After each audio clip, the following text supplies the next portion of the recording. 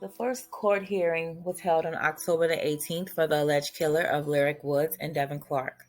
Both Lyric Woods and Devin Clark's family were both in attendance. Some other interesting facts did come out. It is said that Issiah, after the murder of Lyric and Devin, he did stay in town for a few days. When he learned that they were actually looking at him as the prime suspect, he did fled and he went back to Delaware.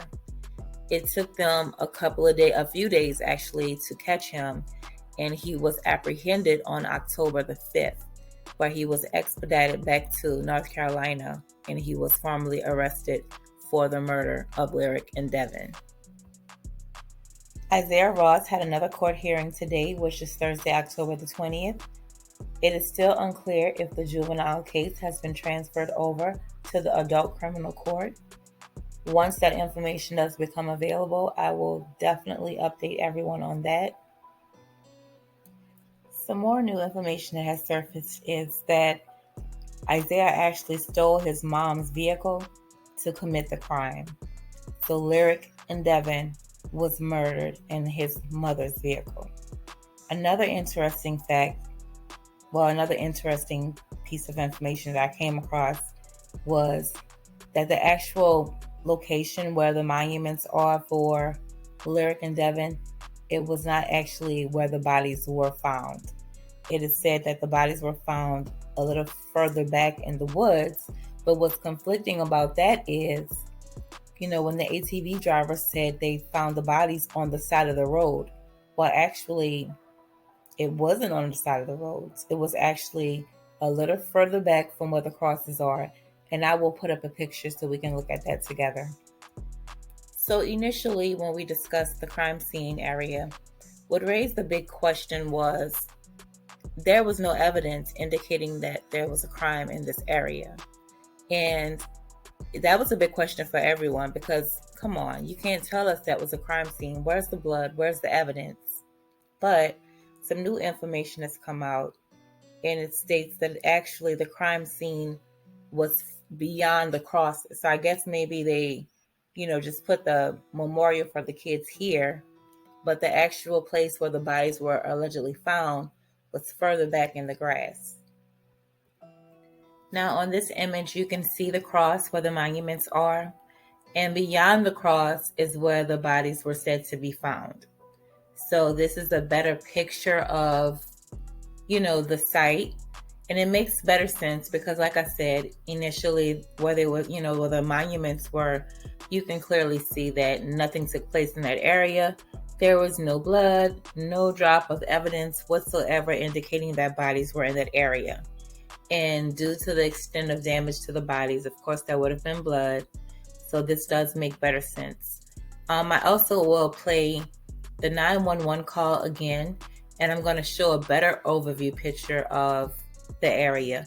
And it really makes sense. And now I can understand how the ATV rider said that it was found on the side of the road along where the power lines were. I have a better picture showing that as well, and it'll make better sense. What's the address of the emergency? I guess the officers probably need to respond non-emergency, but it is a pretty serious issue. I would like to speak to the officer in person, but what we have found is we've actually discovered two dead bodies.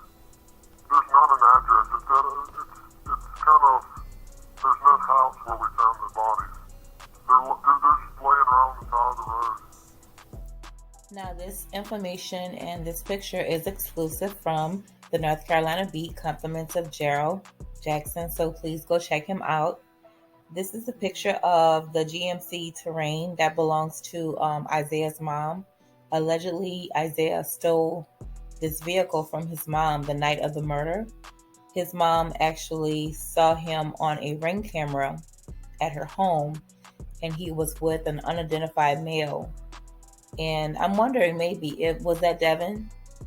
They didn't indicate on or identify who the individual was, but his mom does have that evidence on her Ring camera. So I wonder, was that Devin or was it someone else?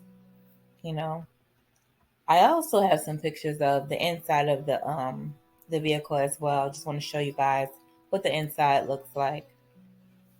Now here's the picture of the inside of the SUV. Now I'm not sure what color the interior is, but this is just a general example of, how big the inside is.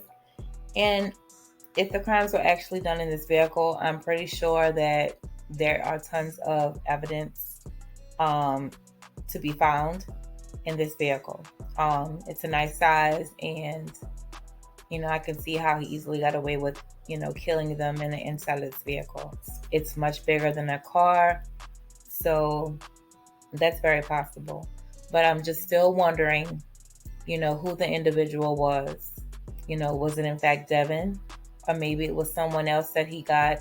Well, if he actually killed them in this vehicle, then I want to say then 9 times out of 10 maybe that was Devin. Unless he was with another individual and they went and got Devin and Lyric. Because like I said, a lot of people, they have different opinions, but I just don't think that this was done alone. I think that he did have help. I definitely could be wrong, but I wonder who that individual was. Was it someone that helped him, or was it Devin? Can't wait for that information to come out. So allegedly, after the murder of Lyric and Devin, Issiah did go back to Delaware. Now, my question is, obviously, he didn't have his own transportation. I mean, he had to steal his mom's SUV to commit the murders in the first place. So by him going back to Delaware, of course, he didn't go back on his own accord. He had to have had help. So will the person that helped him be held liable for that as well? Or can the law enforcement be held responsible for that? Because they did know who he was, and they took forever to pick him up. So they did give him an opportunity to get the means to be able to leave. So who will be held responsible for that? Or will that even come up? Will they just push that under the rug? Will it be addressed? What do you guys think about that? I'm curious to know.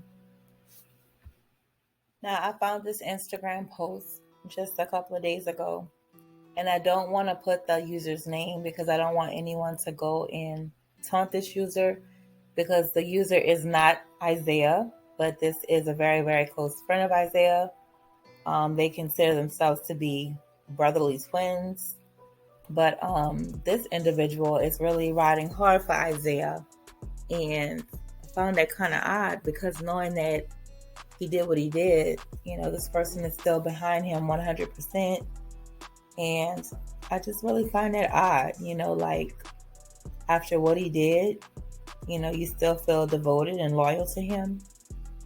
It's kind of weird. Like, how would you respond if your best friend did something like this? But just a little message in this post kind of made me wonder.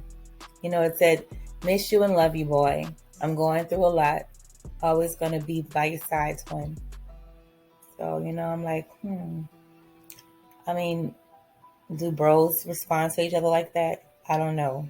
I'm not sure. And I'm not trying to read too much into it, but I'm just curious. And I'd like to know your thoughts and opinions on it as well. So please leave your thoughts and opinions in the comments below. Please remember to be respectable to everyone. Everyone is entitled to make their own opinion known, but just keep it classy. Thanks you all. Until next time.